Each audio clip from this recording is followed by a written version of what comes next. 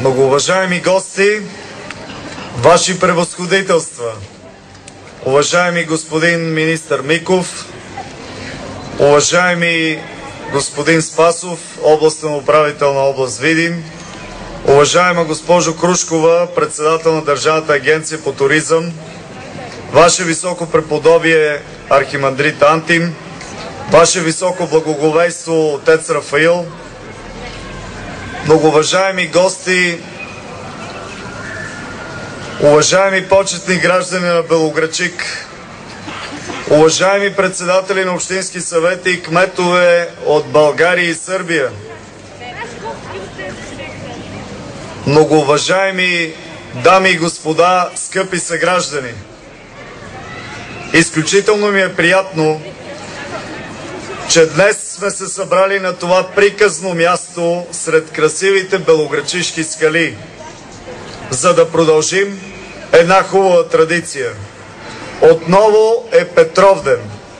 И аз искам най-сърдечно да ви поздравя с празника на града, който по стара традиция се отбелязва на този ден. Този християнски празник сякаш е предопределен да бъде празник на Белоградчик. В превод от гръцки Петрус или Петър означава камък. Затова и нашите предци свързват Петровден с скалите. А нас Бог ни е надарил с уникални скални образования и красоти, които се превърнаха в българското чудо, номинирано за едно от новите 7 чудеса на света.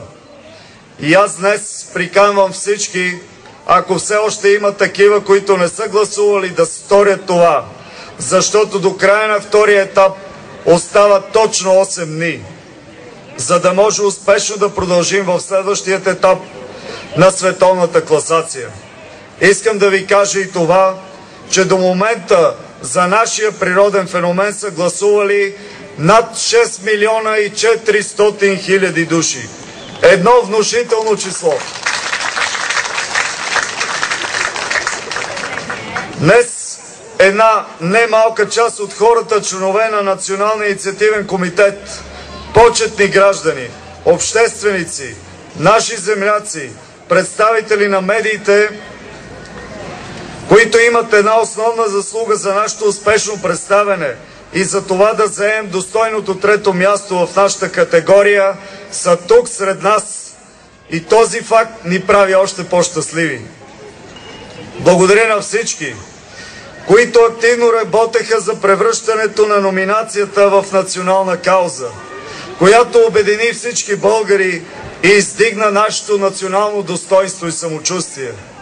Благодаря също и на гражданите на общината, които със своя труд и професионализъм допринасят за превръщането и привлекателно място и спомагат за развитието на туризма. И тъй като ни предстои да направим още много в тази насока, и аз съм убеден, че на нас ни е нужна една нова стратегия за развитието на туризма. И ние вече работим за това. Нашата основна цел е интензивното развитие на туристическия сектор и утвърждаването на община Белоградчик като една от най-атрактивните туристически дестинации на страната. Задачата, която си поставя общинското ръководство, е да превърнем община Белоградчик в модерна европейска община с прекрасна природа, развита икономика и съхранено духовно и културно-историческо наследство. Тези наши ангажименти ще останат само пожелание, без активното участие на вас, гражданите. Желая на всички здраве, успехи във всяко начинание и един по-достоен живот за вас и вашите семейства. Честит празник!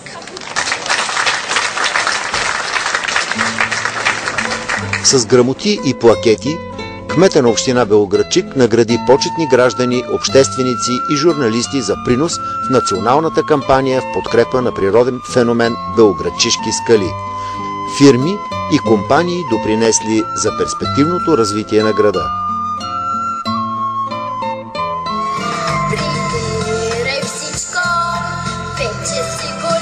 Празникът продължи с изпълненията на вокална студия Колибри, танцов състав Калина, оркестър Братя Ангелови и други. Не случайно събитието завърши с концерт на ансамбъл Българе за съпричастност на всички българи към великата кауза Белоградчишки скали, едно от новите 7 чудеса на света.